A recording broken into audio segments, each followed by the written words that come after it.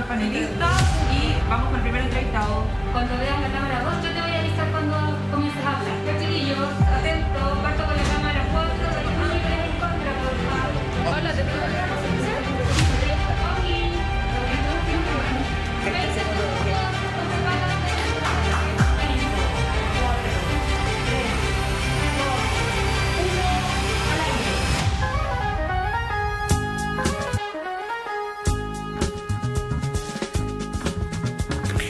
Bienvenidas, bienvenidos todos a este último domingo de noviembre, a 22 días de estas elecciones, de la segunda vuelta de las elecciones presidenciales, donde vamos a saber quién va a ser el próximo gobernante. Y aquí estamos, pues, con Yasna Levin, Paula Molina.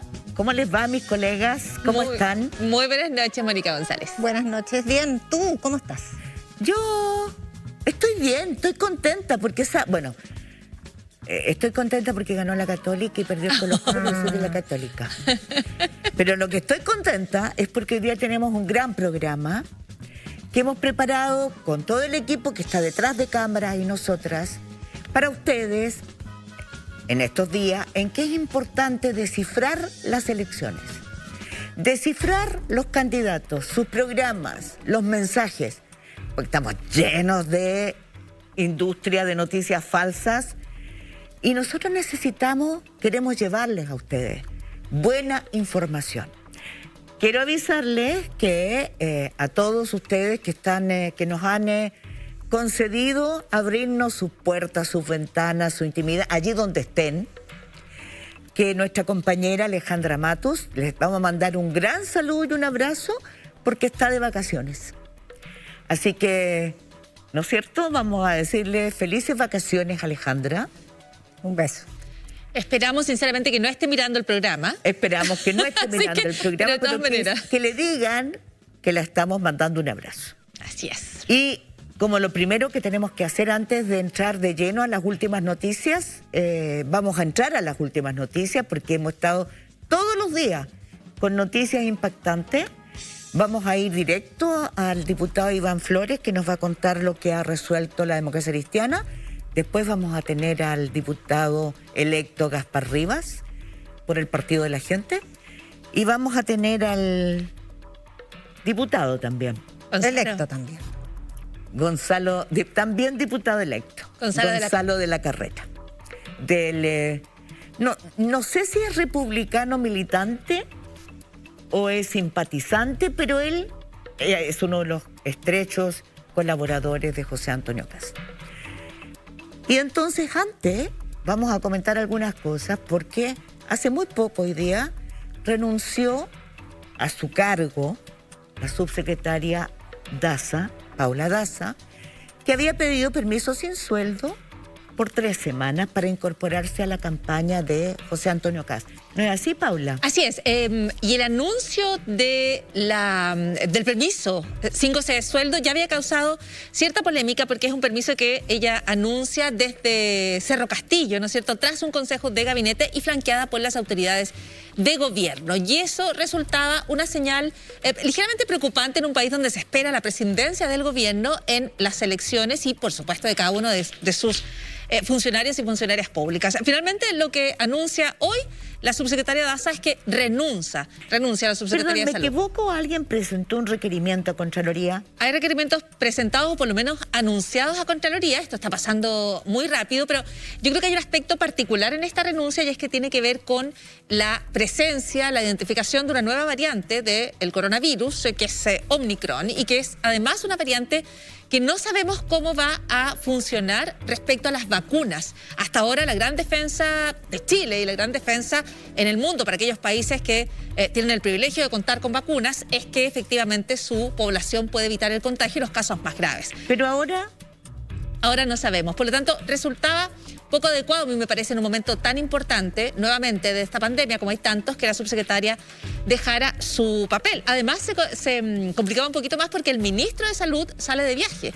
Por lo tanto, de alguna manera quedaba un poco desmantelado, por lo menos en su cara comunicacional y también en su liderazgo, uno imagina, el Ministerio de Salud. Paula Daza se retira renuncia durante el día de hoy, pero además plantea una declaración que me parece interesante. Dice, para que a futuro le interesa que a la hora de tomar las decisiones relacionadas a la salud de los chilenos, eso es lo que dice Paula Daza, continuará predominando la ciencia sobre las ideologías. Y a mí me parece que aquí adivino o intuyo que hay un mensaje respecto a que ella va a poner ese acento en el programa, en la candidatura de José Antonio en la Kast. campaña de Kast. Claro. Ahora, lo importante también es decir que con esta nueva variante se cerraron fronteras hacia Sudáfrica, los europeos anularon sus vuelos y Europa está viviendo un nuevo rebrote importante que nosotros debemos mirar con mucha atención.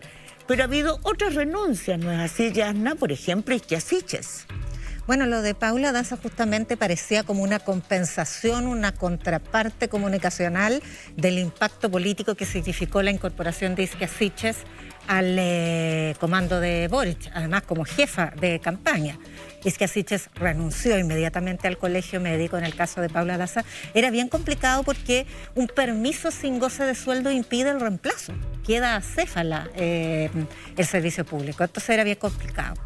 Y bueno, esto ha sido parte de ambas fichajes. Se han producido junto con algunas incorporaciones en los equipos económicos. Sí, donde ambos programas han sido fuertemente cuestionados por el enfoque tecnocrático liberal, digamos. Y son justamente esos economistas, los de esos enfoques, los que se han incorporado a cada uno de los comandos, por supuesto los de la centroizquierda al comando de Boric y los de la centroderecha al comando de... Una de las incorporaciones que me impactó fue la de Eduardo Enkel, que es presidente de Espacio Público, y que ingresó junto con Andrea Repeto y el expresidente del Banco Central, Roberto Saller.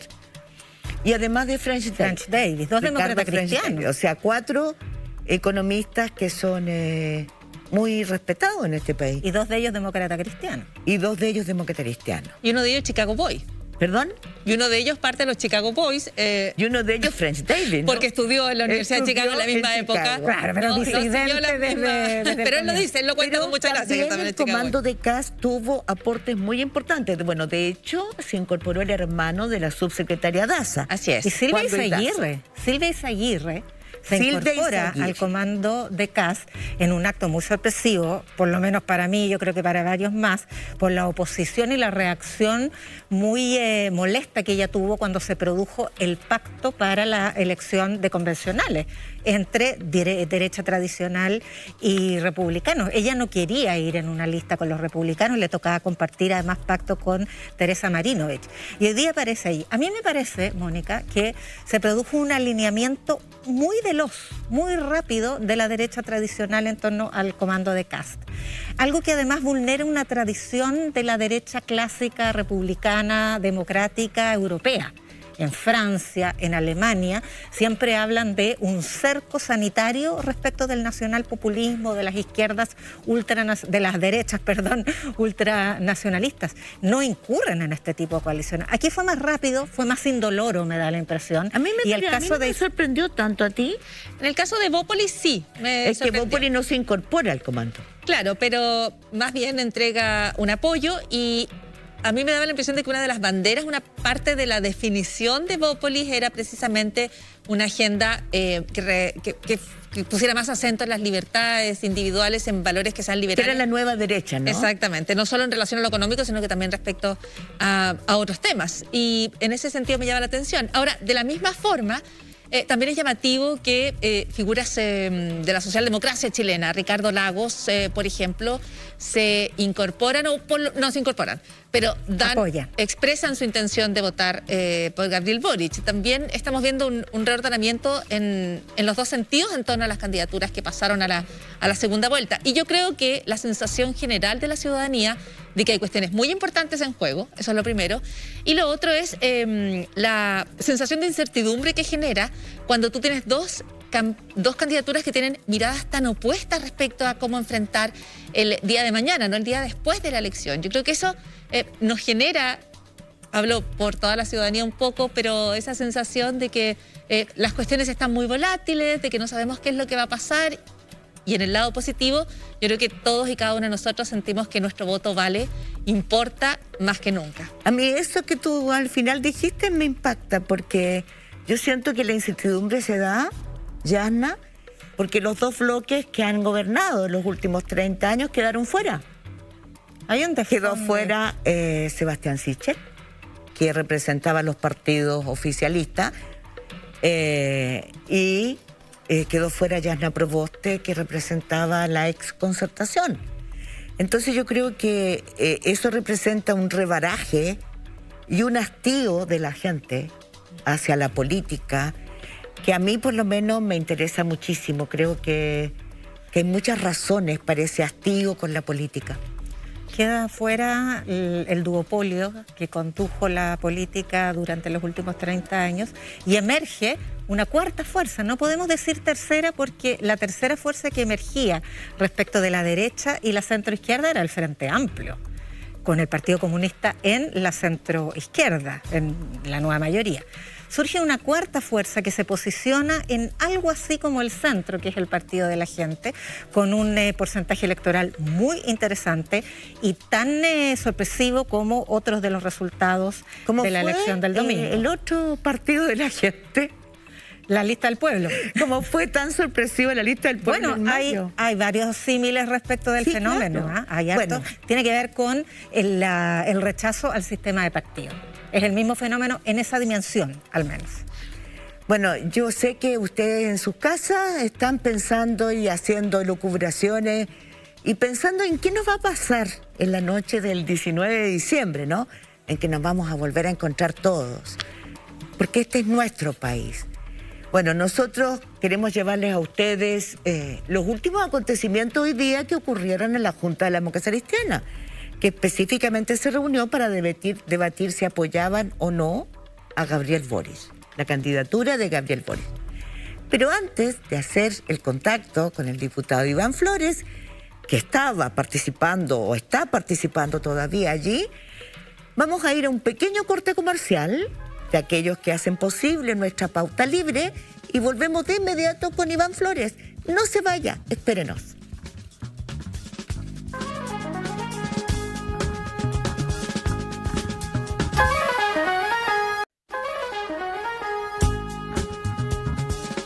Muchas gracias, por favor, a todos ustedes por esperarnos en esta pausa comercial.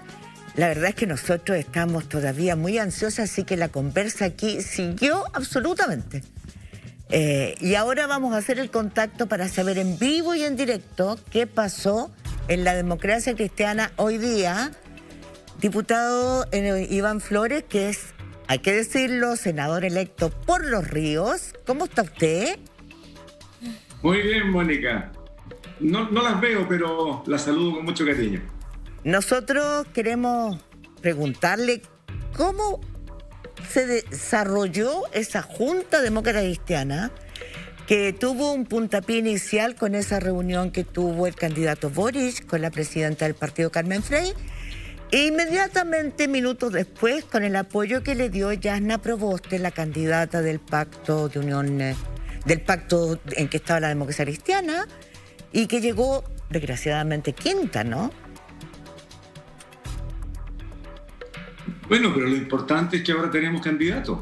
Y de hecho, no solamente fue nuestra presidenta y nuestra candidata quienes le dieron el apoyo inmediato a Gabriel, sino que fuimos varios los que dijimos desde el primer momento, pasó la primera vuelta y ahora tenemos que ponernos a trabajar para ver si podemos lograr los acuerdos relevantes para proponerlo a la ciudadanía y presentarnos con propuestas, con compromisos a la segunda vuelta. Eso fue lo que hicimos desde la semana antepasada, de tal manera entonces, o pasada, de tal manera entonces que lo que hace hoy día la democracia cristiana no es sino ratificar, y fue por amplísima mayoría con una muy alta participación. Había momentos en que habían cerca de 500 no militantes, sino que dirigentes, delegados a la Junta de todas las regiones de Chile, quienes estaban conectados y participando. Partió a las 10 de la mañana y terminó hace pocos minutos. Y allí el voto político, que es lo que finalmente aprueba, fue súper claro. Son 7 puntos, pero el primero es tomar la decisión de apoyar la candidatura de Gabriel. Lo segundo es que la democracia cristiana no se propone ingresar al gobierno como condición de apoyo y establece explícitamente que no va a poner condiciones. Y yo diría que lo que se agrega al final de este voto político es que se valora el contenido de la carta que envió Gabriel a la Junta Nacional, y en donde hace un desarrollo súper interesante y lo hace desde primero la convicción de que todos somos necesarios no para lograr un triunfo electoral, todos somos necesarios para propiciar los cambios que la gente hoy día está demandando. Lo demandó en el estallido social, lo subsumió la pandemia, pero hoy día viene de vuelta y por lo tanto tenemos que tener un gobierno preparado para poder responder a eso. Y eso no lo hace ni el Frente Amplio ni el Partido Comunista solo. Tiene que hacerlo con los partidos tradicionales, con los que han venido construyendo, con los errores y con los aciertos estos últimos 30 años, donde han habido cambios importantes. Entonces, en ese contexto, Gabriel se plantea desde primero el reconocimiento y luego sobre el establecer como piso de su planteamiento que hay más coincidencias que diferencias, y establece cuáles fueron las condiciones de las diferencias. Pero claramente lo que dice, tenemos coincidencias sobre lo que hay que hacer, sobre las respuestas que hay que dar, sobre lo que hay que insistir para terminar con la economía del abuso, con la salud pública incompleta, con un sistema previsional que ya sabemos, ¿para qué lo vamos a repetir?, con la reforma a Carabineros, etcétera, etcétera, etcétera. Y hace todo un listado de lo que él propone a los partidos que hoy día somos la oposición y lo compara con las propuestas de Kast que nos han erizado los pelos, bueno, es un decir en mi caso, ¿no? A todos, pues. Diputado, le va a hacer una pregunta a Paula Molina. Sí, le quiero preguntar, diputado Flores, ¿cómo debe entender la ciudadanía el llamado a votar por Boric sin, si entiendo bien, la condición de entrar al gobierno? ¿Podrían entrar por invitación a un eventual futuro gobierno de Gabriel Boric, por ejemplo? Bueno, veamos lo que pasa, pero yo jamás voy a un cumpleaños si no me invitan expresamente. Si no, uno no sabe si llevar regalo, no llevar regalo, cómo llego, en fin.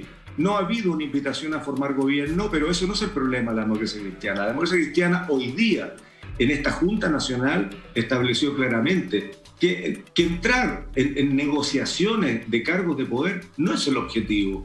El objetivo que nosotros buscamos es ver cómo hacemos una coalición que vaya asegurando la paz social. Ojo con lo que digo, no es cualquier cosa, no es una frasecita. La paz social hoy día debe ser nuestro propósito fundamental, porque hay que dar respuestas, y esas respuestas tienen que hacerse en un ambiente que permita, por un lado, tranquilizar la inversión y, por otro lado, hacer que la gente se sienta acompañada en lo que está planteando. ¿Diputado? Entonces, sí. Le quiero preguntar qué pasa con quienes en la democracia cristiana a lo mejor no compartan sus planteamientos. ¿Qué pasa con voces que han sido críticas como lo hemos visto, a Boric, ¿no? Claro, o que se plantean en presidencia o quieren plantear una presidencia frente a la elección? ¿La decisión de la democracia cristiana involucra, mandata a toda su militancia? Pero son re poquitos los que pueden tener dudas.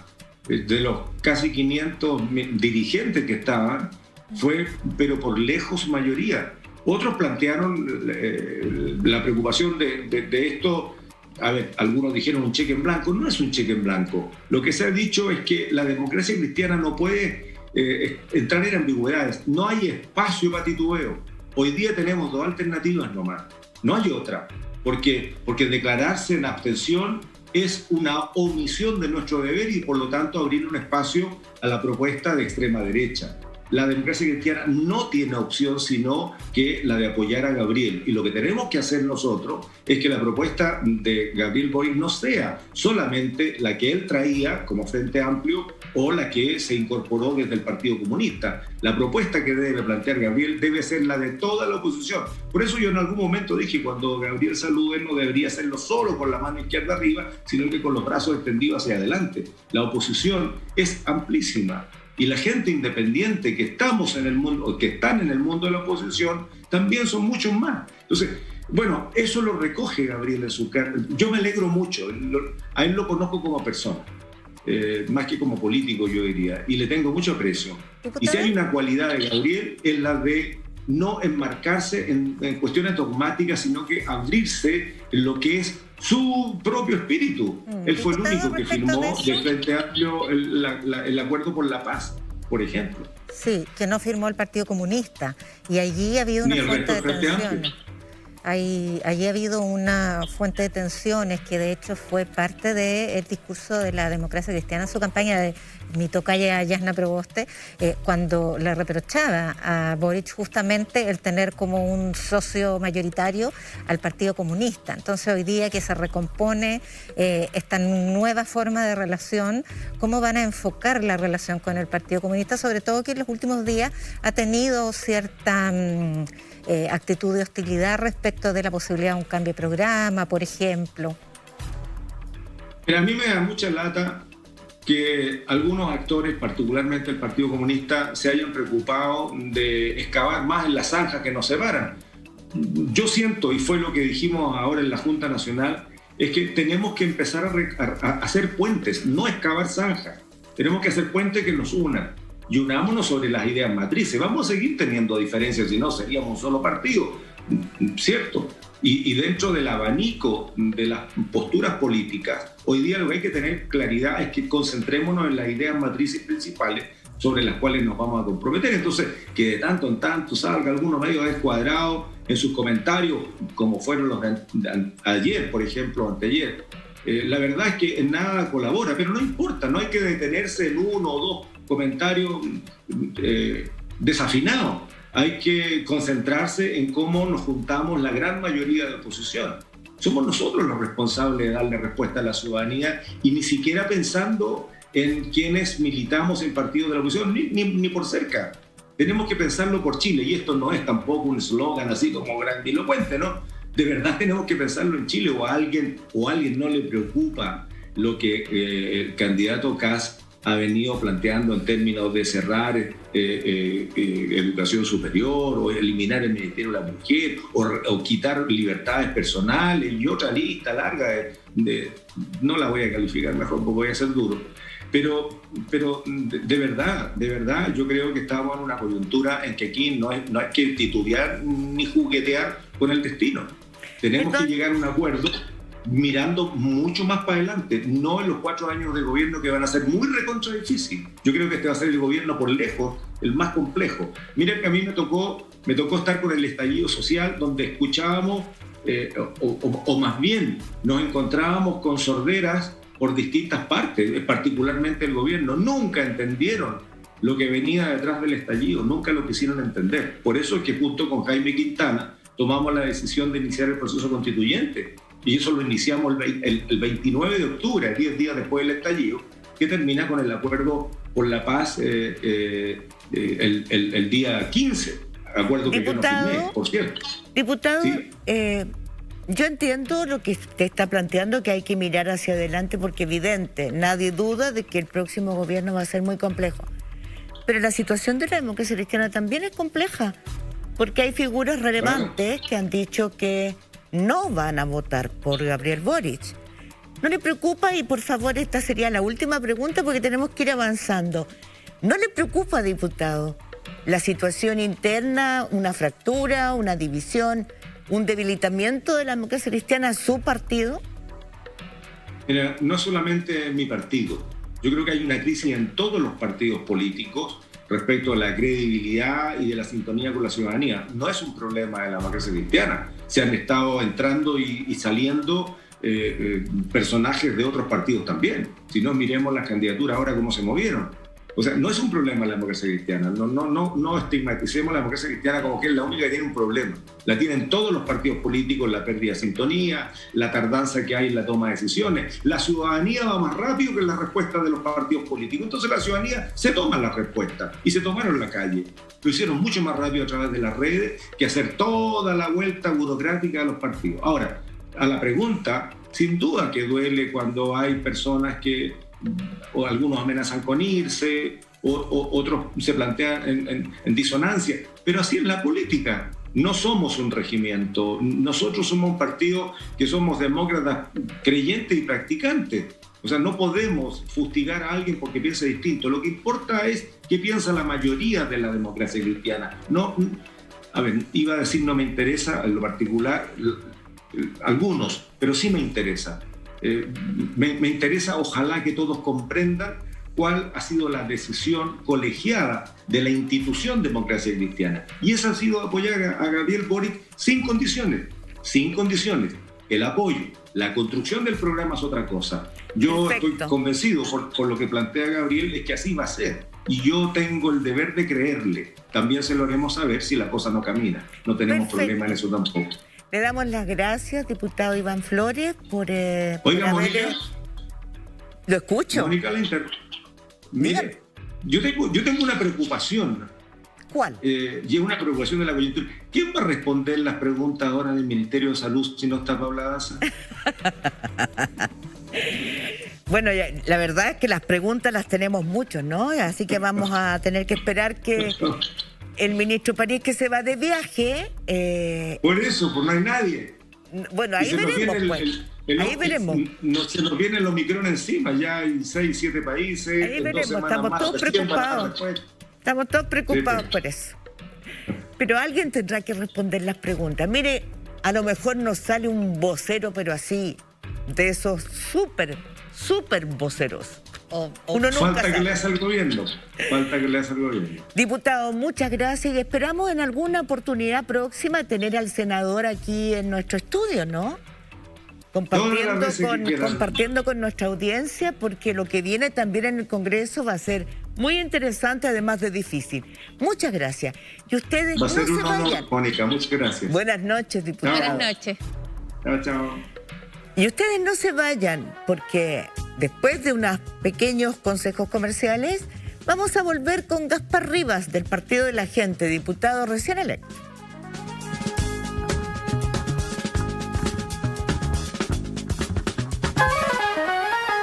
En instantes, Gaspar Rivas, diputado electo del Partido de la Gente, conversa con nuestro panel sobre la actualidad política del país.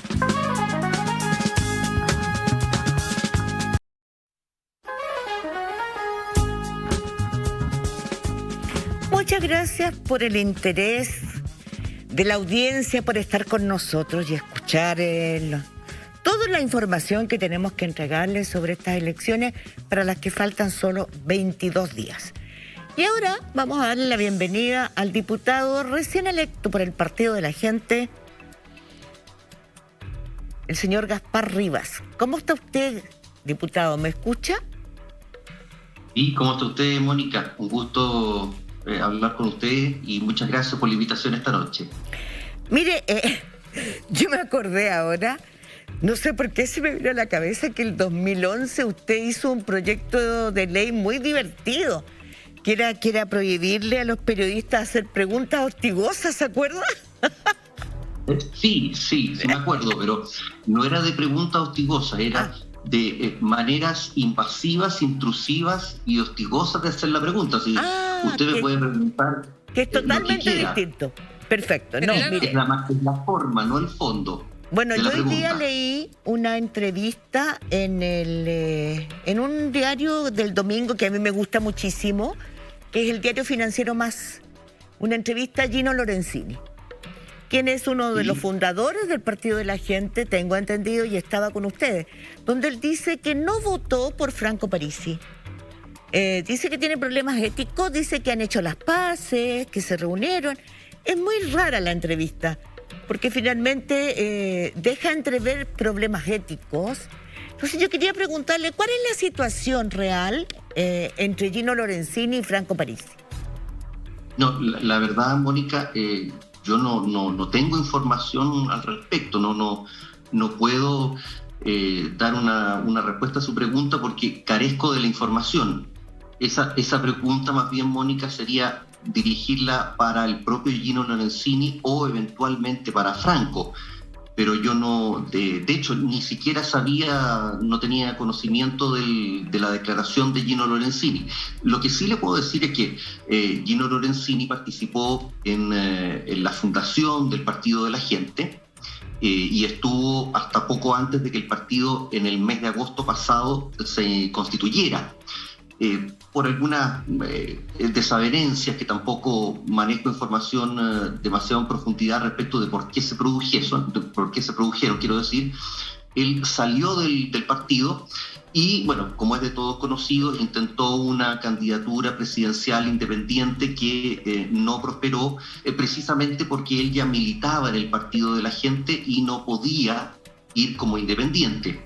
Pero yendo al fondo de lo que usted me pregunta, carezco de la información o los datos como para poder indicarle a qué se refería con todo eso de, comillas, problemas éticos. Eso habría que preguntárselo directamente a Gino.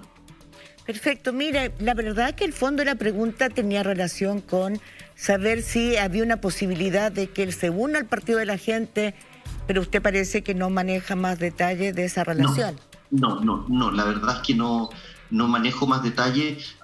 Ahora, si comprendí bien su segunda pregunta, evidentemente si va por esa línea de preguntar si Gino Lorenzini se puede incorporar al partido, no sé si habrá renunciado a la militancia. Si él renunció a la militancia, evidentemente puede volver a militar. Él es libre de volver a firmar militancia por el Partido de la Gente, y me parece que sería un aporte bastante interesante que él retornara a las filas partidarias. Yerna Levin. Sí, usted ha dicho que le encantaría tener la libertad de abstenerse, votar nulo en la segunda vuelta. Hoy día conocimos una encuesta respecto de cuáles son las inclinaciones de los militantes del Partido de la Gente, y dice que un 36,8% votaría por el candidato Boric, un 12,4% votaría por Kast, y el 50% restante se agrupan opciones como no sabe, se abstiene, nulo, blanco, etcétera. Pero los que tienen intención de voto parecen inclinarse por Boric. ¿Es lo que usted ve en las bases? ¿Cómo aprecia la disposición de los militantes y del electorado, más bien, frente a esta segunda vuelta, más allá de su opción de abstenerse? Sí, yo creo, Yana, lo que yo veo, efectivamente no manejaba los porcentajes porque era simplemente una aproximación, digamos, a través de las redes sociales, no a través de un sondeo con datos precisos, pero sí yo determinaba durante la semana que recién termina 3 opciones. Una, decantarse por Gabriel Boric; otra, decantarse por José Antonio Kast; y una tercera, donde estoy yo también, no solo como diputado electo, sino que como militante del Partido de la Gente, de abstenerse, no participar en ninguna de las dos candidaturas. La verdad es que yo veo, eso es lo que yo veo dentro del Partido de la Gente, con los datos que ustedes me entregan, evidentemente que ahí ya más o menos se puede saber que un tercio más o menos del electorado estaría por Gabriel Boric, y de la militancia del partido, y la mitad de la militancia estaría más bien por o no saber todavía, no tenerlo definido, o bien tener definida una abstención o un voto nulo o un voto en blanco, es decir, no decantarse, como yo decía, ni por uno ni por otro. Eso dentro del partido. En general, en lo que se refiere a la ciudadanía en general, incluso por fuera del Partido de la Gente, a mí me parece, lo que yo he podido ver en esta semana, que ha estado muy agitada, y lo que yo he podido ver en la calle, en las redes sociales, en el boca a boca, en el tú a tú, efectivamente hay gente que ya se definió por uno u otro candidato, y hay otros que todavía no lo tienen claro, y finalmente también hay algunos que no desean participar ni por uno ni por otro. No les convence ninguno de los dos proyectos. Señor Gaspar. ¿Sí? Sí, quiero llevarlo a un aspecto de su biografía. Usted fue presidente del Movimiento Social Patriota, ¿no?, cuyo lema es Patria, Familia y Tradición, sí, que ha organizado marchas contra los migrantes, y que se adjudicó en 2019 un ataque a una marcha feminista con restos de animales, sangre, incluso hubo un apuñalamiento a una manifestante. ¿Usted está de acuerdo con ese accionar del Movimiento Social Patriota? ¿Se retiró de esa organización ¿Cuál es su vínculo? Yo me retiré hace 2 años del Movimiento Social Patriota, más o menos en septiembre del año 2019, y una apreciación, el supuesto apuñalamiento, la verdad es que nunca hubo pruebas de que hubiese existido, y yo tengo, hasta donde yo tengo conocimiento, eso fue un error que se produjo, un malentendido que se produjo producto de una persona que estaba intentando abrir una cortina metálica de un negocio que no tenía nada que ver con los participantes de la marcha que se había realizado minutos antes, más arriba, hacia el sector oriente, en la Alameda, del movimiento, y que habría eventualmente apuñalado a una manifestante de la marcha pro aborto, pero que no tiene nada que ver. Incluso yo vi en su momento declaraciones de prensa de algunas de las personas eventualmente afectadas, de las mujeres afectadas, que indicaban que no tenía nada que ver con la marcha o con la intervención del movimiento. Recordemos, por supuesto, o por ejemplo, recordemos que se presentó una querella contra quien resultara responsable, y esa querella quedó en nada, no se determinó nunca responsabilidad. Entonces, solamente a punto de aclaramiento, para aclarar, no hay ningún tipo de responsabilidad Perfecto. En los hechos determinados por los tribunales. Está clarísimo. Perfecto, sí. Le quiero preguntar, más allá de que usted ya no está vinculado a este movimiento, si es usted contrario a la vacunación, porque leí una declaración de aquel movimiento con el que usted estuvo, de hecho presidió, que se titula La ilegítima vacunación masiva contra el COVID. ¿Cuál es su postura personal respecto a esto? No. Yo me retiré bastante antes de que empezara, como le digo, la pandemia. Cuando yo me retiré en septiembre del año 2019, ni siquiera había posibilidades de pensar en un estallido social, menos en una pandemia. Por lo tanto, en primer término, no me hago cargo de lo que hayan podido decir en la dirección o directiva del movimiento respecto del tema de la vacunación. Ahora, mi opinión personal es, yo no soy contrario a la vacunación en lo absoluto. Sí creo, evidentemente, que es importante devolverle en algún momento, cuando sea óptimo hacerlo, la libertad de ambulatoria y de reunión a los ciudadanos. Pero de ahí a decir que, bueno, en mi caso personal, yo soy antivacuna, en lo absoluto, para nada. De hecho, yo ya estoy vacunado, tengo mis 2 dosis, la que me corresponde por mis 43 años de edad, y tengo mi pase de movilidad y no salgo nunca de mi casa sin mi correspondiente mascarilla. Diputado Gaspar Rivas, muy buenas noches. Quería preguntarle si conoce personalmente, si ha estado alguna vez con Franco Parisi en persona. No tengo el agrado de conocerlo. Solamente he podido conversar con él a través de videollamada, no videollamada, sino que llamada de audio de WhatsApp, porque él en este minuto está en Estados Unidos. Ya, o sea, nunca lo ha visto, nunca ha estado con él personalmente, pero se han llamado por WhatsApp. Nunca he estado personalmente con él. Conozco su trabajo y su opinión y su progreso, digamos, su desarrollo político en nuestro país, por supuesto. Y con esa salvedad, ¿de qué manera espera usted, o con qué bandera, o cuál sería el proyecto para usted más importante de impulsar en el Congreso como diputado del partido de Franco Parisi, fundado por Franco Parisi? Yo creo que son muchos los ¿Puede nombrar uno que a usted le pareciera especialmente cercano? La eliminación del IVA para los remedios. Me parece que es algo importante.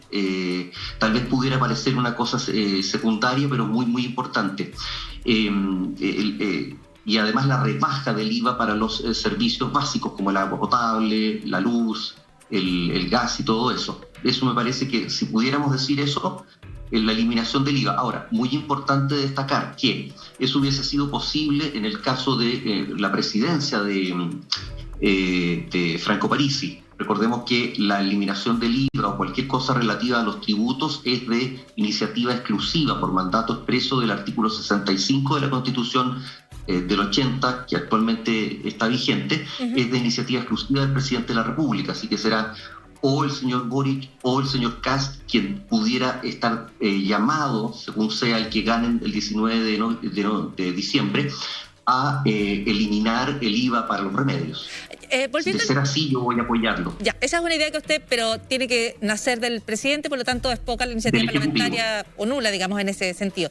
Quería volver un poco al tema que le planteaba Yasna Levin respecto a esta marcha de mujeres. ¿Cuál es su postura frente a los derechos de las mujeres? ¿Cuál es su postura frente a cuestiones que ya están aprobadas, como por ejemplo la interrupción del aborto en 3 causales? Perfecto. Una apreciación antes de eso respecto de una marcha que usted había nombrado o alguien había nombrado sobre la migración. Fue la mal llamada en esa época, la mal llamada marcha antiinmigrante. Era una marcha para demostrar el rechazo hacia un proyecto de ley, que era el proyecto de ley de migración y extranjería de Sebastián Piñera, porque considerábamos nosotros que tenía aspectos negativos para los derechos y los intereses de los chilenos. Ya, esa es otra marcha, que fue una marcha que no autorizaron finalmente. No, sí se autorizó. Al final sí se autorizó. Sí, pero tuvo varios niveles. Perfecto. Pero ahora, volviendo a su pregunta, me había preguntado, por ejemplo, respecto del tema de los... vamos, por ejemplo, el tema del aborto. Yo no estoy de acuerdo con el aborto libre, es decir, aborto sin mención de causa, no lo apoyo, pero siendo diputado, yo apoyé desde un principio y voté a favor del proyecto de ley para el aborto en 3 causales, que es una cosa totalmente distinta porque ahí sí hay mención de causa, la inviabilidad fetal, el peligro de la vida de la madre o la violación. Y eso, por ejemplo, solamente por ejemplo, en el caso de que ganase con la presidencia José Antonio Kast y él presentase un proyecto para derogar del Código Sanitario y del Código Penal los artículos correspondientes al aborto en 3 causales, yo lo voy a votar eso en contra.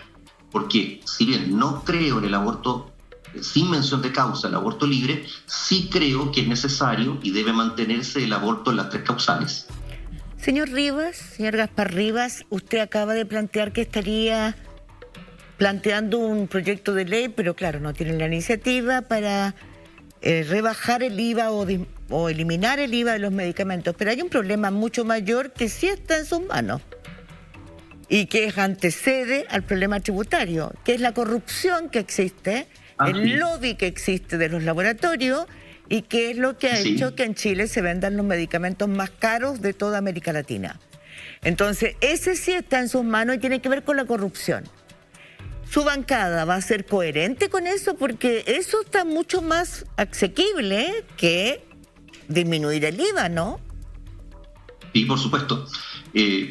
Sí, la bancada va a estar, no me cabe duda alguna, no están presentes el resto de los diputados, diputadas de la bancada, pero no me cabe duda alguna que el sentir general de los militantes y los diputados, diputadas electos del Partido de la Gente es contrario en general a cualquier tipo de abuso, corruptela o corrupción, como se le quiera llamar, por parte de los grupos de poder, incluyendo también los conglomerados que forman las cadenas de farmacia, las principales cadenas de farmacia, que son, recordemos que en su momento estuvieron coludidos, y eso fue determinado por la justicia chilena, para inflar en su beneficio y en perjuicio de los consumidores chilenos los precios de los medicamentos. Así que, si bien habría que analizar con detenimiento dónde habría que hincar el diente en un proyecto de ley para detener eso, evidentemente que tanto yo en lo particular como la bancada del Partido de la Gente, no me cabe duda alguna, en general vamos a estar disponibles para presentar cualquier proyecto de ley, impulsarlo y votarlo a favor, que detenga de una vez por todas los abusos de parte de las farmacias a través del tema de los precios de los medicamentos, colusiones o cosas similares. ¿Yasna? Sí, señor Rivas, considerando el no pago de pensión alimenticia del candidato presidencial que los lidera, ¿usted incorporaría en los estatutos del Partido de la Gente o pasaría al Tribunal Supremo del Partido de la Gente a militantes que no paguen las pensiones de alimentos en otros partidos? Se hace. Me parece interesante y evidentemente que sería muy importante tener ese tipo de transparencia. Ahora, para no personalizar este tema con el ex candidato presidencial y no caer, como le digo, en una personalización de algo general, hay que definir que en este momento no hay una sentencia, al menos que yo lo sepa. No soy el abogado de Franco Parisi ni tampoco tengo acceso a la causa de alimentos, que como toda causa de tribunales de familia es muy sensible y por lo tanto reservada. Y al menos hasta donde yo sé, sin ser el abogado y sin tener acceso, no existe una sentencia firme, digamos, que esté ya oleada y sacramentada en lenguaje sencillo y que determine que Franco Parisi debe una pensión de alimentos o no, o cuál es el monto. Sin ánimo ni de hacer defensas corporativas ni nada, simplemente un hecho de la causa que es que, al menos hasta donde yo sé, desconozco la existencia de una sentencia judicial que diga que se debe pensión de alimento y cuál sería el monto. El resto fueron trascendidos que se generaron entre una parte y otra, pero evidentemente, como siempre yo lo he dicho, si una sentencia judicial... No hay trascendidos. Perdón, señor Gaspar, no hay trascendidos. Hay una orden judicial de pago, se presentó un recurso de nulidad por parte de la defensa y fue rechazado. Efectivamente existen, probablemente se pueden interponer algún tipo de recursos pendientes, pero la orden judicial existe. No es un trascendido, está completamente confirmada. Bueno, en el evento de que un tribunal determine que se debe una pensión de alimento y esa resolución esté firme o ejecutoriada, es decir, ya no quepa ningún tipo de plazo o recurso legal en su contra, en ese caso hay que pagar la pensión. No cabe duda alguna, no vamos a estar poniendo en tela de juicio las decisiones de los tribunales en una materia tan delicada. Habría que pagar la pensión. Bueno, me parece que su respuesta es lo que corresponde, ¿no? Las sentencias son las sentencias. Perdón. Sí, por supuesto. La bancada del Partido de la Gente se está reuniendo, ¿no? Nosotros tenemos un chat de WhatsApp. En este momento, la semana que recién pasó, no tuvimos la posibilidad de reunirnos todos por diferencias de horarios, de disponibilidad de tiempo. Algunos son de provincias lejanas a la capital, a Santiago. Yo soy de los Andes, estoy más bien cerca de Santiago, pero hay otras personas, otros miembros de la bancada que están más lejos.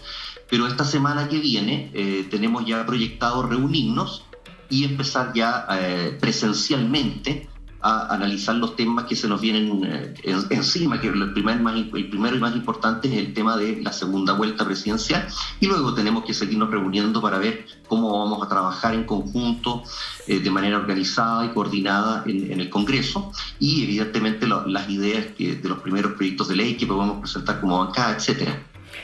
Bueno, muchas gracias, señor Gaspar Rivas. Usted va a entrar al Parlamento en marzo. Esperamos que su bancada entre cohesionada y que sea un aporte. Nosotros vamos a tener muy luego a Gonzalo de la Carrera, que también ha sido un diputado recién electo.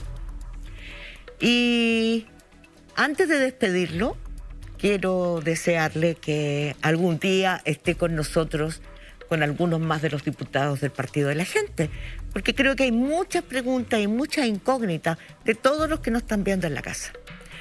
Antes de ir al corte, quiero invitarlos. Buenas noches, diputado. Que esté muy bien. Muchas gracias, Mónica. Muchas gracias también a todos ustedes. Gracias, buenas noches.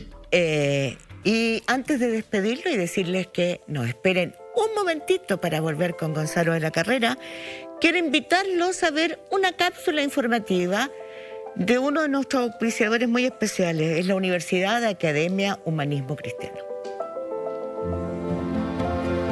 Chile necesita profesores y profesoras para el gran cambio de paradigma que está viviendo la sociedad y la cultura. El fin del patriarcado y la gran crisis climática va a requerir cambios relevantes en las formas que concebimos la educación. Para eso tenemos que entender que los niños y niñas tienen que tener protagonismo para que Chile vea el futuro que todos estamos soñando.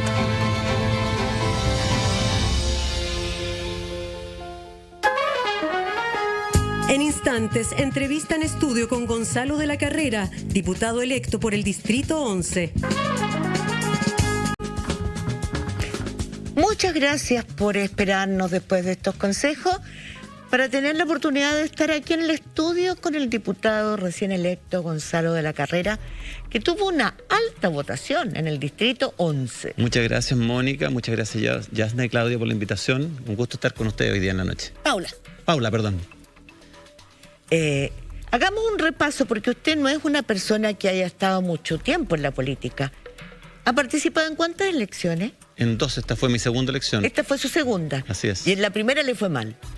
Me fue relativamente mal del punto de vista que no salí electo, pero obtuve 30% de los votos y el candidato que era Lavín junto con la actual alcaldesa, porque él hizo una pre-campaña, él aprovechó hacer una campaña, bajó del 78% al 39%, así que yo encuentro ¿Y que no usted estuvo qué mal. le gusta más, ser alcalde?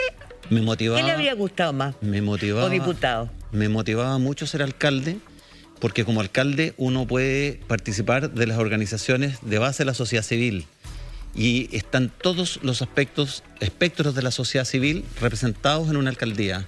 El adulto mayor, la niñez, la educación, la infancia, están todos. Y por eso que me motivaba mucho, porque yo quería ser alcalde y también quería hacer un trabajo que era dar la batalla de las ideas por las ideas de la libertad. Pero antes de llegar a las ideas de la libertad, quiero hablar de usted, de un cambio radical en su vida. Así es. Porque usted no es la misma persona. Bueno. Desde que murió su hija en un accidente muy trágico, usted se convirtió en otra persona. Usted era católico, de misa. Así es.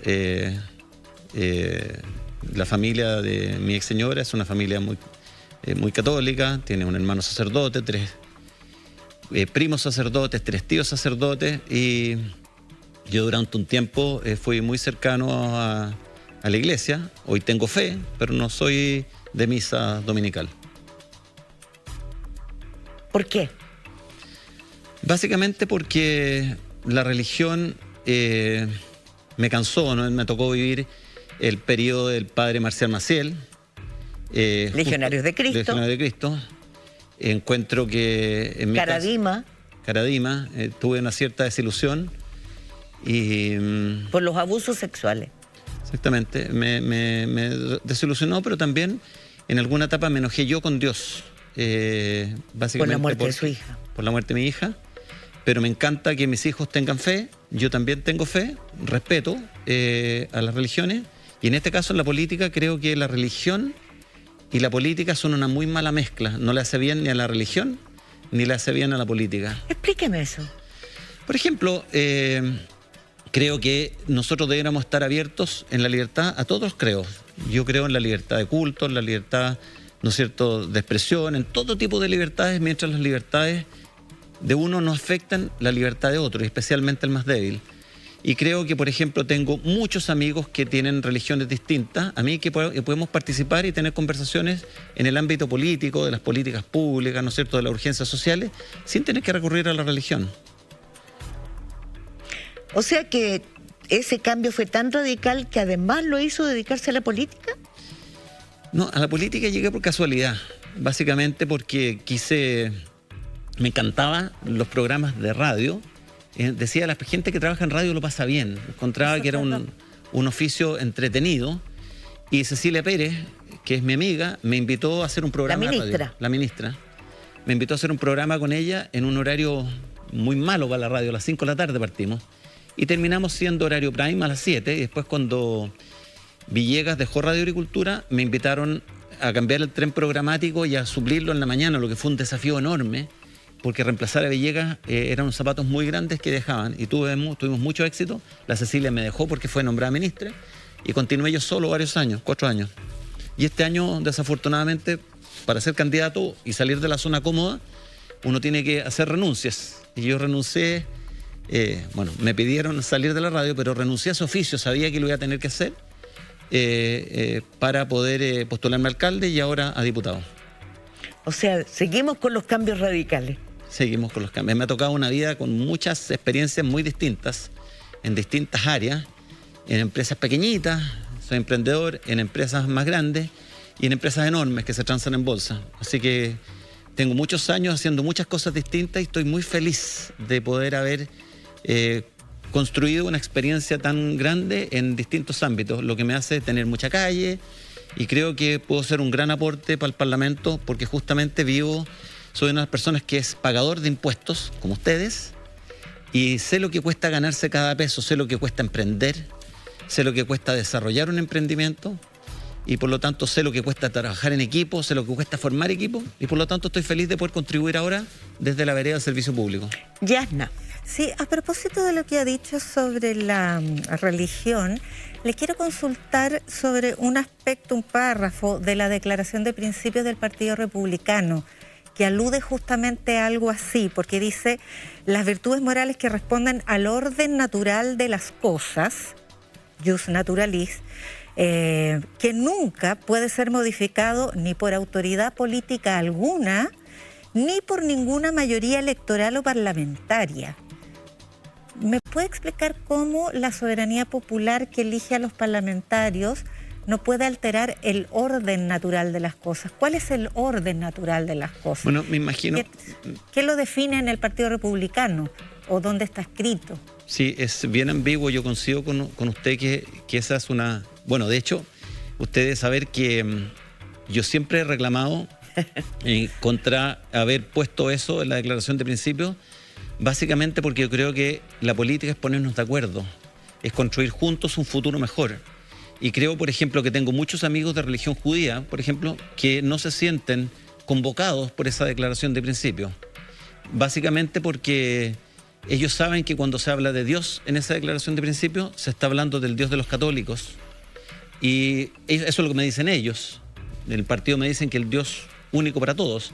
Pero en definitiva entramos en estos enredos, se fija, y por eso es que a mí mezclar política con religión es algo que no me acomoda y no es algo que yo esté transparentando hoy, sino que lo he dicho muchas veces. ¿Y lo van a sacar? ¿Le hicieron caso?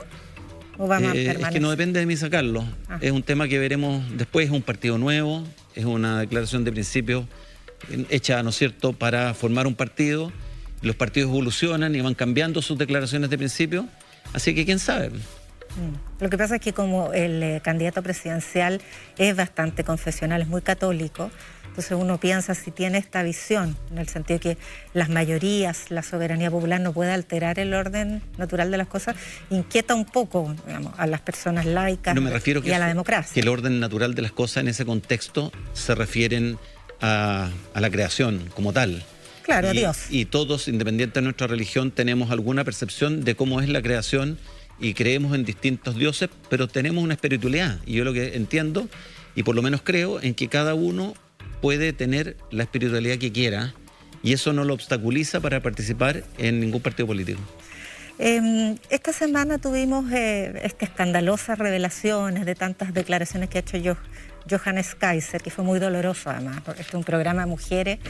Créanos que fue bien golpeante. Pero bueno, él se fue del Partido Republicano, de todas maneras va a ser diputado. Entonces ya tenemos un caso de una bancada de 15, pero además se ha sabido de Agustín Romero, que es investigado por el delito de fraude al fisco y falsificación de instrumento público por el pago irregular de 66 millones de pesos de la Municipalidad de Santiago, y Gloria Naibellán, del Distrito 22, que admitió un audio que se filtró donde ella llamaba a desalojar las tomas de la Municipalidad del Sur a palos.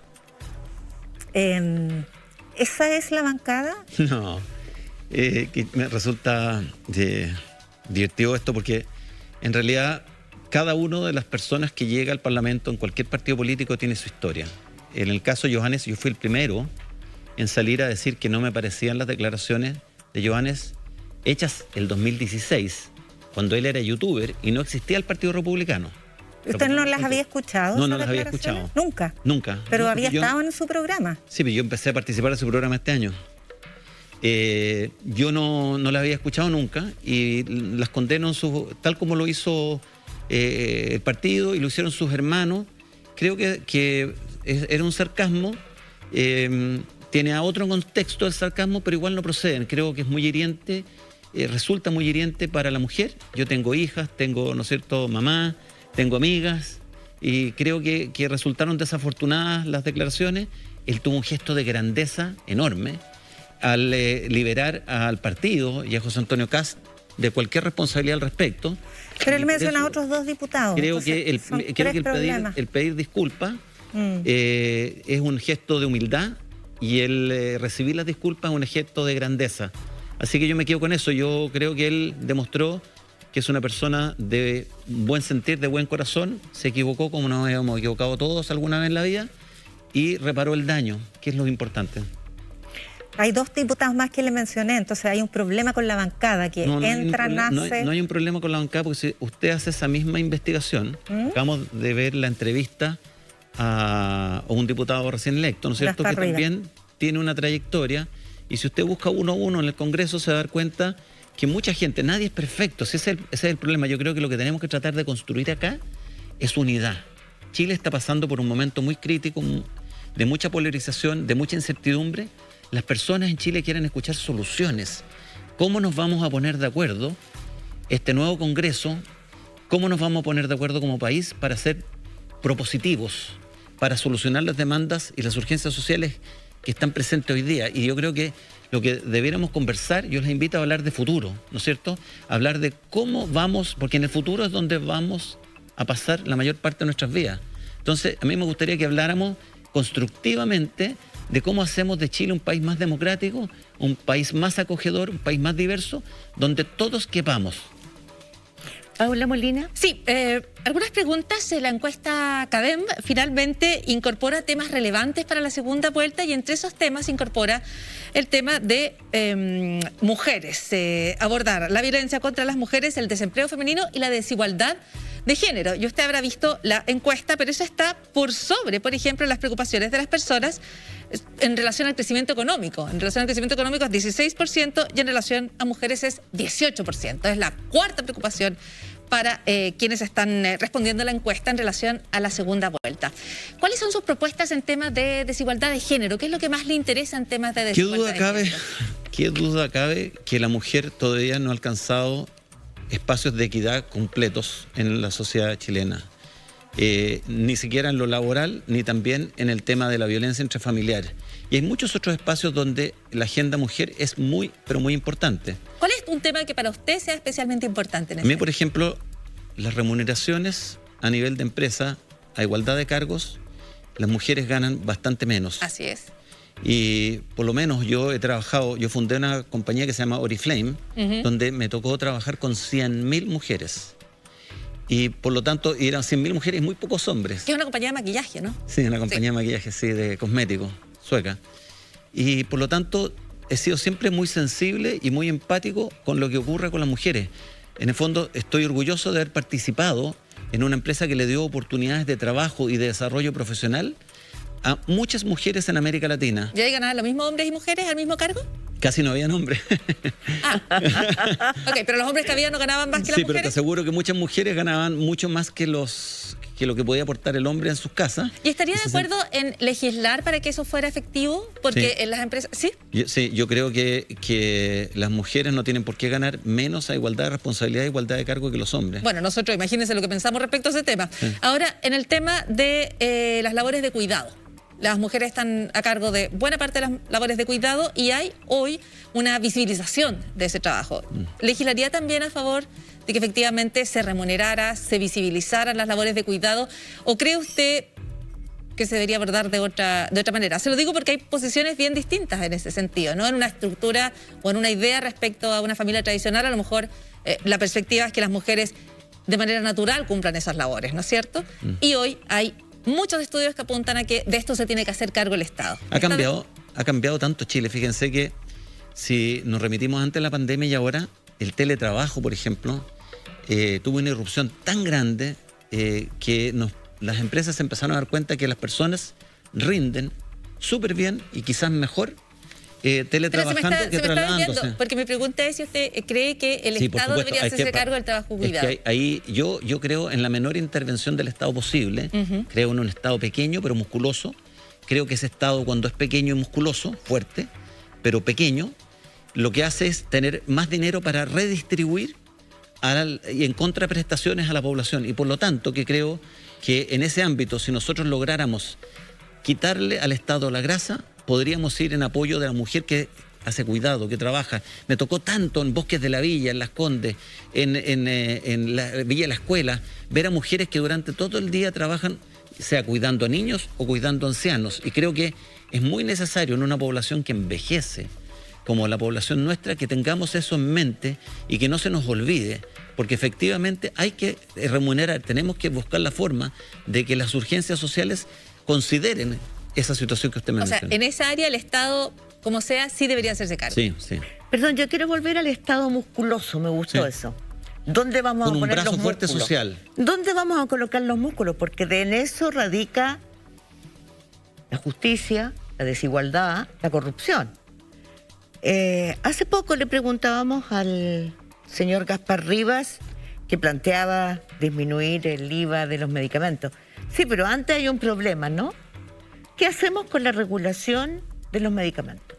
En donde sabemos que hay un lobby, todo el mundo lo sabe, que ha sido nefasto, tóxico. Hemos tenido colusión en los medicamentos que se castigaron para la indignación de la población. Usted fuera de pantalla me preguntaban en qué comisión me gustaría trabajar. Me gustaría trabajar en la Comisión de Hacienda y de Salud, les conté yo, fuera de cámara. Usted es ingeniero comercial. Sí, pero me he especializado en salud, he tenido y también he trabajado en empresas grandes del retail. Después de la quiebra de La Polar, me tocó ordenar La Polar, fui presidente ejecutivo de La Polar el 2017. Y de UNISAPRE, ¿no? También en el grupo Colmena Salud.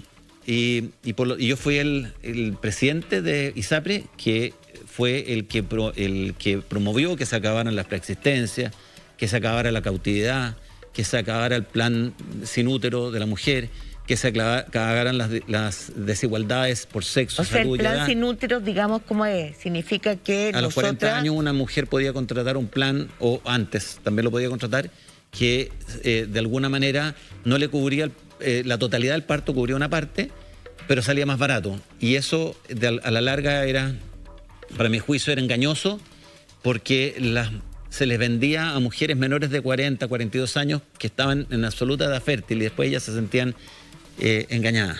Bueno, yo promoví todos esos cambios en la industria de la salud y me encontré con un frontón, que el mercado de la salud, y por eso me gustaría trabajar en esa comisión. ¿Cuál fue el frontón con el que se encontró? Me encontré con un frontón que los mismos dueños de las aseguradoras eran dueños de clínicas. O sea, la integración vertical. Y por lo tanto, el dinero ganado se ganaba en la clínica. En las ISAPRES no era... el tema era cómo hacemos para subir los precios donde no estamos regulados, si estamos regulados en el sector de aseguramiento. Y a la larga, la ISAPRE, ¿qué es lo que es? Es un pagador de cuentas. ¿De quién?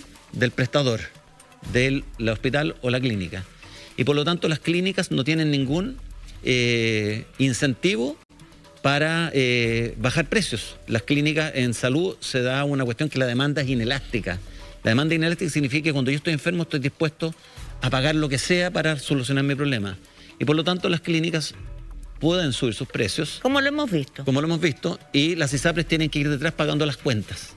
¿Y qué hace el afiliado? Es sancionar al ISAPRE. Y hoy día está en riesgo todo el sistema de salud.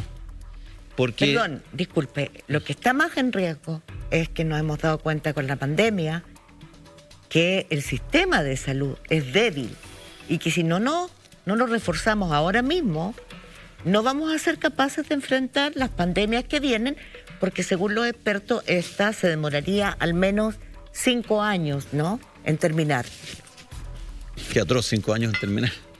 Sí, pues efectivamente a mí me preocupó mucho el tema salud pública y salud privada, porque el 50 y tantos por ciento, 52 era en mi época, de las prestaciones de salud se hacen en el sector privado, aun cuando solo el 17% de los chilenos está en el sector privado de aseguramiento.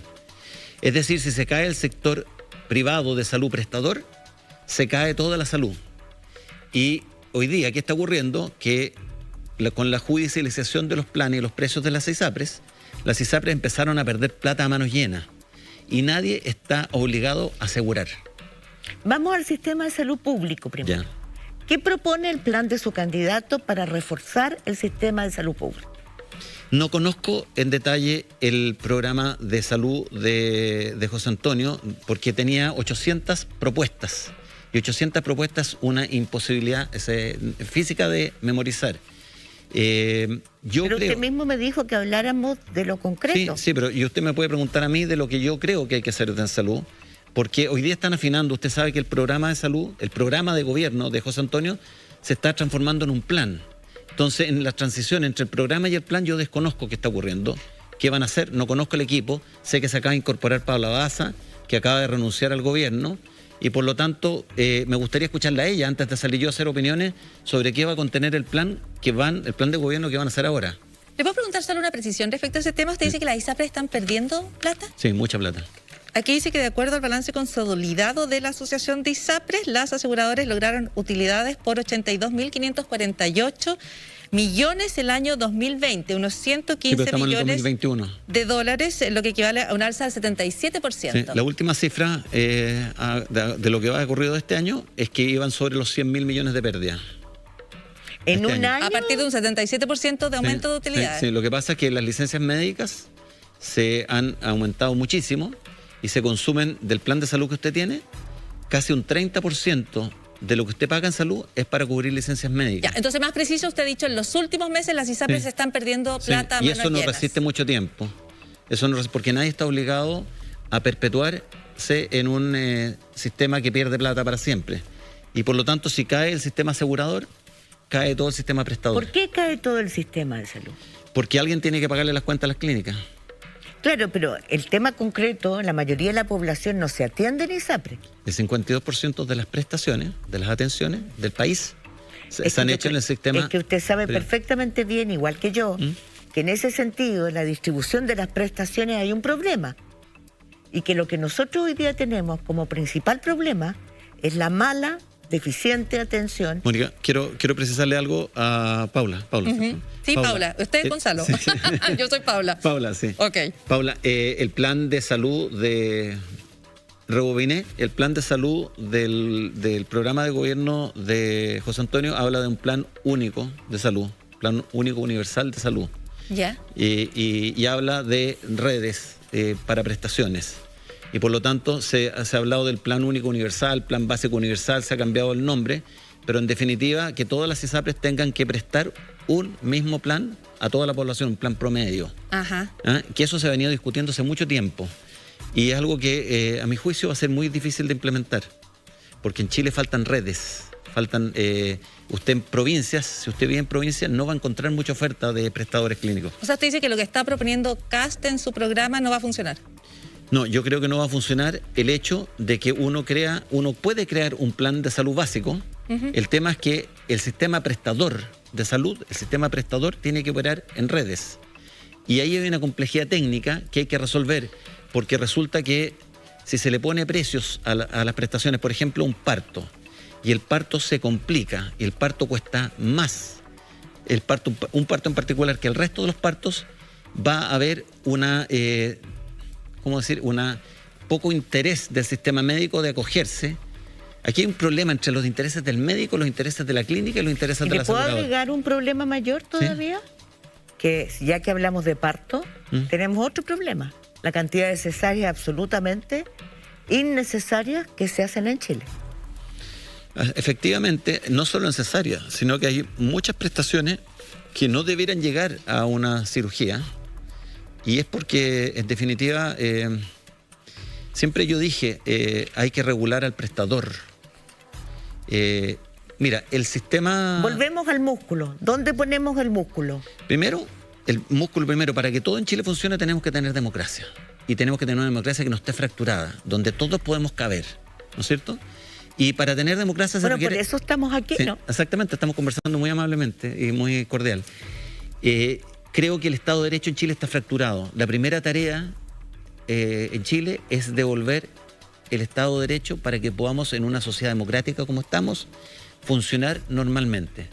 En Chile, me lo decían los vecinos, en todas partes donde he ido, el gran temor que tienen los chilenos es quién va a resolver el problema de la delincuencia, de la inseguridad, del narcotráfico, de los portonazos, de las tomas de terrenos en la Araucanía, del hecho y de la salud.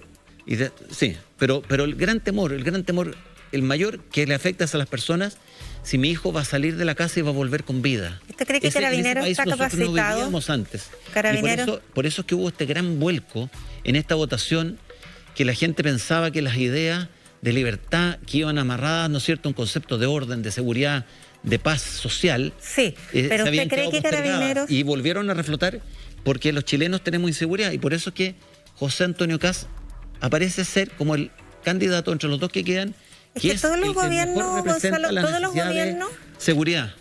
Todos los gobiernos, Gonzalo, han planteado el tema de la seguridad, de terminar con la delincuencia, eso está en todos los programas de gobierno de aquí para atrás, digamos. Y todos aumentan recursos para Carabineros. Y el problema que hemos tenido es que Carabineros se ha visto desbordado, no ha sido capaz de contener la delincuencia ni el narcotráfico, ni siquiera entran a algunos territorios que están tomados por el narco. ¿Usted cree que la institución tal como está es capaz de cumplir esta promesa o qué haría con ella? No, lo que pasa es que para que las instituciones funcionen tienen que tener un respaldo político. Y cuando a Carabineros y a las fuerzas de orden y seguridad se les quita todo el respaldo político. Disculpe, una sola acotación. Carabineros tuvo un respaldo político impresionante del gobierno de Michelle Bachelet, incluyendo la operación Huracán, incluyendo el fraude más grande que se ha cometido aquí, que va ya por los 30.000 millones. Es decir, ¿quién podría haber dicho, quién pudiera decir que no tuvo respaldo político Bruno Villalobos? Y yo creo que ahí todos concordamos en que el problema es que no se puso control, y los carabineros de abajo lo saben, en lo que estaban haciendo los altos oficiales. Que ahí estamos mezclando temas. Un tema es el tema del fraude, ¿no es cierto?, que hicieron inescrupulosamente mucho daño a una institución de 60.000 efectivos, ¿no es cierto?, con el orden público. Yo me refería al orden público, restablecer el Estado de Derecho, el que usted pueda salir de su casa y no tener que mirar 7 veces si alguien viene a pegarle. Estamos hablando de la capacidad de Carabineros para hacerlo. Yo estoy hablando de que Chile, para que la democracia funcione, tiene que primero partir en que haya Estado de Derecho.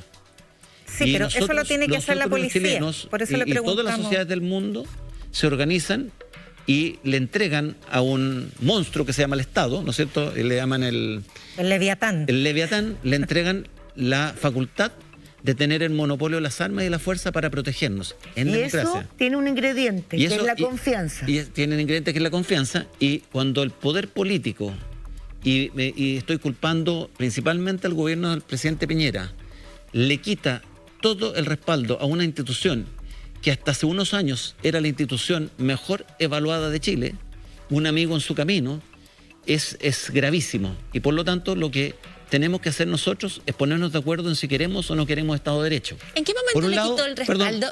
Perdón, Paula, pero por un lado... ¿Cuál es la declaración de Piñera donde le quita el respaldo a Carabineros? Porque Piñera acompaña a Carabineros, dice que no hay que adelantar juicio, espera que los procesos avancen. ¿Cuál es el gesto que, en su opinión, le quita desde Piñera el apoyo a Carabineros? La declaración, la frase, el momento, el gesto. No sabría escoger un momento, pero a Piñera al presidente Piñera se le entregó un país en perfectas condiciones. Michelle Bachelet le entregó un país en perfectas condiciones. Sí, y yo tengo un audio que dio muchas vueltas, que hice en Radio Agricultura 2 días después del estallido antisocial. Hice y le dije al presidente Piñera, usted tiene que tomar lo bueno de ser presidente y también tiene que aceptar hacerse cargo de lo malo. A nosotros le entregamos un país en orden, usted no nos puede devolver Beirut. El presidente Piñera ha sido hiperambiguo en lo que es restablecer el Estado de Derecho. Si no, pregúntele a la Araucanía. Mire, yo les traigo acá víctimas del terrorismo en la zona sur. Si uno va viendo el año 2009, el año 2012, 3, en el gobierno de Michelle Bachelet, 2002, el año 2015, 3, el año 2019, 5, el año 2026, el año 2021, 10, viene en escalada, y aquí estamos hablando de vida humana, estamos hablando, por ejemplo, Señor 2021... de la Carrera, eso mismo pasa en las poblaciones de Santiago, en Concepción, en Talcahuano, en Antofagasta, en Iquique. ¿Qué duda cabe que falta Estado de Derecho? Nosotros tenemos víctimas de balas locas, de asaltos. ¿Quiénes son nosotros? Todos los chilenos. Es que como usted dice nosotros, me pensé que usted cuando usted dice nosotros, pensé que estaba diciendo a diferencia suya. No, perdón, yo soy igual que usted, señor. Yo soy periodista. Yo no soy periodista. Usted es un ciudadano. Sí. Yo no me pongo en un lugar ni de privilegio ni abajo, soy igual que usted. Sí. soy periodista. Entonces lo que yo le digo es que nosotros tenemos situaciones de violencia, no solo en la Araucanía, pero además en la Araucanía tenemos dos problemas, a los cuales hay que hincarle el diente con inteligencia. Súper Que de es acuerdo. robo de madera, que mueve millones de millones de millones, yo se los puedo dar. Les puedo dar cómo ha aumentado en los últimos 2 años. Y tenemos crimen organizado. Es decir, aquí estamos mezclando dos situaciones de crimen organizado con tráfico de armas, que lo hemos visto en el último tiempo de manera brutal, parecido a Colombia o México, con un problema puntual en que la gente puede confundir todo esto en un mismo saco. O sea, si nosotros no separamos los delitos, no separamos a los protagonistas, ¿usted cree que vamos a solucionar algo? No, pues por eso es que yo estoy en desacuerdo con cómo se ha manejado el tema del orden público y el Estado de Derecho, que lo siento que está resquebrajado. Pero mi compañera le hizo una pregunta. ¿Cuándo el gobierno de Piñera les quitó apoyo a Carabineros? Mire, yo creo que ¿O le en quitó qué a las se fuerzas de orden y seguridad desde el momento que hizo el reglamento de uso de la fuerza, cuando estableció el ministro Espina que las fuerzas de seguridad tienen, Carabineros incluidos, tienen que responder proporcionalmente a la fuerza con que son atacados. Y eso está mal. Para mí está mal. En todos los países Tiene que desarrollados, ser en todos los países democráticos desarrollados del mundo, siempre el orden público se restablece con una fuerza desproporcionada. Eso les cuesta decirlo en televisión, les cuesta reconocerlo. ¿Y dónde se hace eso? Canadá, Alemania, Estados Unidos. ¿En Francia fue así, con los chalecos amarillos? No sé si en Francia, pero, No yo le estoy sé, diciendo, pero yo le estoy diciendo que en el fondo es ridículo. Piensa usted la siguiente situación. El delincuente siempre tiene una ventaja que actúa por sorpresa sobre usted. Siempre actúa por sorpresa. Y por lo tanto, usted la posibilidad que tiene de preguntarle a esa persona con qué herramienta va a atacarlo es ridículo. Imagínese usted en una turba, en una manifestación que parte pacífica y termina con vandalismo. ¿Cómo va a poder discriminar en 360 grados que tiene personas tirando piedras, molotov, en distintas... ¿Cuál es el protocolo que tiene que seguir para poder igualar el nivel de fuerza? ¿Y cuál es sería ridículo. entonces? Es ridículo. Pero si la respuesta, usted ha dicho, tiene que ser desproporcionada. Sí. Pongamos un ejemplo de una respuesta desproporcionada. Por ejemplo, en Canadá, No, en Chile. ¿Qué querría usted que Por eso pasara? le voy a decir lo que ocurre en otros países. En Canadá, por ejemplo... Yo le estoy preguntando por Chile. ¿Qué querría usted Bueno, que pero yo pasara? le quiero contestar como... ¿Como canadiense? No, no le tiene quiero sentido, contestar si vivimos qué en se Chile. hace en otros países, porque nosotros no vamos a inventar la pólvora. La pólvora ya está inventada. Sí. Eso es lo que lo quiere decir. En otros países democráticos no hay ningún complejo en establecer el orden y la seguridad Y en aquí base hubo a que, complejo. por Usted ejemplo, dice Piñera tuvo complejo. Sí, por ejemplo, mire. ¿Cómo le voy lo a decir- hacen en Le voy a dar Canadá, varios según ejemplos. usted? El candidato Gabriel Boric votó en Perdón, contra... pero diga, cuéntenos Pero cómo por lo eso, hacen en Canadá. En Canadá siempre tienen el arma que es la versión siguiente a la más potente que existe en el mercado. O sea, si yo tengo una ametralladora punto no sé Pero en qué, el mercado existen bombas nucleares. ¿Cómo Pero van a tener mira, algo es más que mira, potente? si estamos hablando de restablecer el orden, demos un segundito para desarrollar una idea. Nosotros tenemos que escoger como chilenos, si queremos orden, a quien haya estado del lado de las víctimas y no del lado de los Pero delincuentes. creo que se desvió. No es del que lado usted de los hace radio, yo terroristas. también hago No, radio. no del lado de Me los parece que terroristas. se desvió un poco Sí, la pero pregunta. deme un segundito, deme un Es que segun- quisiera avanzar porque usted ha dicho Es que déjeme la un respuesta segundito tiene para que ser... desarrollar la idea. No, porque la pregunta fue, ¿usted cree que hay un orden que hay que responder de manera desproporcionada? Sí. Y yo le digo, dígame Pero cómo. yo antes de responderle eso, porque voy a llegar al final, primero fijémonos en el marco regulatorio. Es que no nos va a dar el tiempo. Entonces, le No, quiero pero preguntar. por eso. ¿Qué déjeme- respuesta desproporcionada Es que usted no nos va a dar el quisiera? tiempo si nos interrumpimos mutuamente. Por eso, respóndame sin interrupción. ¿Qué respuesta desproporcionada usted quisiera ver? Yo quisiera, por ejemplo, que hubiera una ley antisaqueo, a la cual Gabriel Boric votó en contra. Yo quisiera que las Fuerzas Armadas puedan proteger la infraestructura crítica. Yo quisiera, por ejemplo, que se penalizara a todo aquel que provoca a carabineros o a fuerzas de orden y seguridad. Yo quisiera penalizar el hurto y el robo de la madera. Yo quisiera poder... Ya, pero ahí está con una agenda legislativa y usted dijo que iba a hablar de que los canadienses Sí, iban con un arma sí, más poderosa que la última Sí, ahora voy a ir a eso. desarrollada. Una vez que uno tiene el marco institucional ordenado de manera que nuestras fuerzas de orden puedan actuar y no ser sancionados, dados de baja y condenados antes de tener un juicio justo, me gustaría primero que la parte institucional esté ordenada. Y para eso vamos a llegar al Congreso a ordenarla. Ahora, El uso desproporcionado de la fuerza significa, evidentemente, que si usted lo atacan con una bomba molotov, yo no me voy a defender con una bomba molotov, tengo que defenderme con algo que sea disuasivo. Y por lo tanto, en Chile se generó este complejo que no pueden las fuerzas de seguridad reprimir a quienes están alterando el orden público y dañando bienes públicos y privados. Y yo creo que no debiéramos tener en democracia, no debiéramos tener ningún complejo para autorizar a nuestras fuerzas de orden y de seguridad a actuar y a reponer y a restablecer el orden con la máxima prontitud. Pero es que yo creo que tenemos un problema semántico, sí, que no es semántico.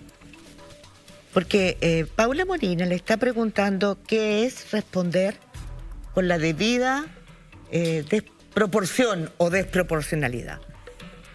Yo creo que no hay nadie de ninguna de las personas que hoy día nos están mirando que tenga ninguna duda que quienes saquean, quienes rompen, los vándalos que, entre paréntesis, atacan a los propios manifestantes. Nosotros no hemos entendido nunca este país por qué no se les identifica y no se les detiene. Porque nosotros hemos visto, perdone que me alargue, relatos en los expedientes de los tribunales que, como somos periodistas, vamos y rastreamos, que hay equipos que siguen a las personas, a los manifestantes, pero los saqueadores no. Y todos sabemos que son soldados de narco. Entonces, mi pregunta es, no está el problema ahí. Está el problema en los protocolos. Exactamente. Para no herir en los ojos de manera indiscriminada, como pasó con más de 400 personas. Es que eso no era así, no fueron 400. O no provocar muertes. No fueron 400 personas, pero en todo caso, eso es lo que dijo el Ministerio de Salud, 400. Después, cuando se verificaron con nombre y apellido, nos resultaba que llegaban a 20. Pero eso ¿No es un reporte del Ministerio de Salud? Sí, pero política nuevamente. El Ministerio de Salud sobre representó. No, esos son reportes que hace el Instituto Nacional de Derechos Humanos, que sería. No, es el Ministerio de Salud. Yo creo que en Chile lo que nos ha fallado es reconocer. El programa de reparación de personas heridas ocularmente, que es el oficial, porque se le está dando una reparación y hay gente que quedó abandonada, no son 20 personas, señor de la Carrera. Mire, yo lo que les quiero decir es que nosotros, los chilenos, estamos cansados, hartos de que las víctimas no tengan protección y los victimarios sí tengan todas las consideraciones posibles. Hoy día se legisla en favor del victimario y se desprotege a las víctimas. Aquí tengo un listado de 2 páginas de seres humanos que han sido abatidos en la Araucanía sin tener ninguna responsabilidad. Alex Gutiérrez Vázquez, carabinero acribillado en Cañete. Mariano Guzmán Rojas, acribillado en Victoria. Sonia Miguel González, violada y asesinada en Cañete. Osvaldo Antilef, baleado en su casa en Vilcún. Estamos hablando aquí de una persona de origen mapuche. José Ratamal Medina, quemado vivo en Cañete. Es larga pero y si tortuosa la lista de la violencia que hay en Chile. Por igual. Por eso, y usted me preguntaba en qué momento, me acabo de acordar. Fíjense que en el Instituto Nacional, a cuadras de la Moneda, se tiraban bombas molotov todos los santos días. Personas encapuchadas de blanco. Y no hubo la posibilidad de tener inteligencia para poderle mirar los cordones, los zapatos, fotografiar a las personas, seguirlo hasta su casa, saber dónde vivían, quiénes los abastecía. Claro, la falla de inteligencia que le mencionaba. Entonces, hemos tenido siempre un complejo de tener una unidad de investigación e inteligencia por lo que ocurrió en el pasado de Chile. No la tenemos por ineficiencia. No la tenemos por ineficiencia, porque estamos de acuerdo. Creo que en este caso estamos todos de acuerdo. Estamos todos de acuerdo. Estuviéramos en el Congreso, estaríamos legislando juntos. Por supuesto. Me parece muy bueno. Una pregunta de otro tema, es la Gonzalo. última que queda. Sí. Quiero comentarles un tuit suyo de hoy día. Sí. Quiero comentarles que la elección pasada mejoramos 8 puntos de votación respecto a Piñera entre primera y segunda vuelta, controlando mesas y la digitalización al CERVEL en comunas en que que lo hacían alcaldes de izquierda. El fraude era de locos. Sí. Había fraude en Chile. Sí. ¿Y por qué no lo denunciaron yo estuve a cargo de toda la organización de apoderados para la segunda vuelta de la elección del presidente Piñera, al cual me arrepiento de haberlo apoyado. Y nosotros, entre la primera y segunda vuelta, en promedio, en esas comunas, logramos mejorar 8 puntos porcentuales. ¿Por qué? Porque no había vigilancia. ¿Qué ocurre? Que resulta que hay votos que llegan prehechos de imprenta y que cuando abren las urnas los tiran encima. Por eso están los descuadres en las mesas. Y segundo, porque la digitación al CERVEL, y eso quiero mandarle un recado al CERVEL, los vamos a vigilar. porque no nos dejan entrar a la sala de digitación. Usted sabe que puede cumplir todo en forma y fondo. El acta firmada por el vicepresidente, el presidente de la mesa, llega con los escrutinios a la digitación del CERVEL y mágicamente se descuadran los votos. Entonces nosotros queremos que no exista de nuevo la excusa de que por aforo no podemos entrar a cuidar nuestra democracia. Nosotros queremos supervisar cada una de las actas que se digitan hacia el CERVEL, porque creemos que la democracia debe ser cuidada y respaldada por todos. Yo creo que ustedes estarían de acuerdo con eso. Estamos de acuerdo también con que no haya financiamiento ilegal de la política. Me parece también. Nos parece que todo esto tiene que ver, porque hablemos las cosas de verdad, en toda América Latina hay un debilitamiento de la democracia. Señor de la Carrera, yo le agradezco muchísimo que haya venido a nuestro programa Pauta Libre. Yo creo que nuestros auditores también lo agradecen. Esperamos que venga en una próxima oportunidad. Muchas gracias a usted. Le pido que se quede. Yo me voy a permitir hacer una pequeña salvedad personal. Acaba de ser investido nuevo vicario general castrense, el sacerdote Pedro Sandón, que es general. El sacerdote Pedro Sandón, vi la información hoy día en las noticias del arzobispado y de los diarios y me quedé impresionada. Nadie dice que es el hijo de un general héroe de la República, que no fue general, por supuesto. Su hijo llega a general, él no. Del coronel Mario Sandón, que fue enviado por el general Pinochet y la DINA a espiar al general Prats para asesinarlo. El coronel Sandón no lo hizo. Aceptó, pero cuando llegó allá se dio cuenta que era una misión innoble. Y el coronel Sandón declaró en el proceso lo que lo enviaron, lo que lo mandaron, y tuvo un coraje como muy pocos hombres en Chile. Él es casi un héroe desconocido. Bueno, él ascendió a general y Pinochet decidió no darle las presillas. Nunca fue general. Tuvo sarna, tiñoso. Estaba infectado para el resto de los militares durante la dictadura.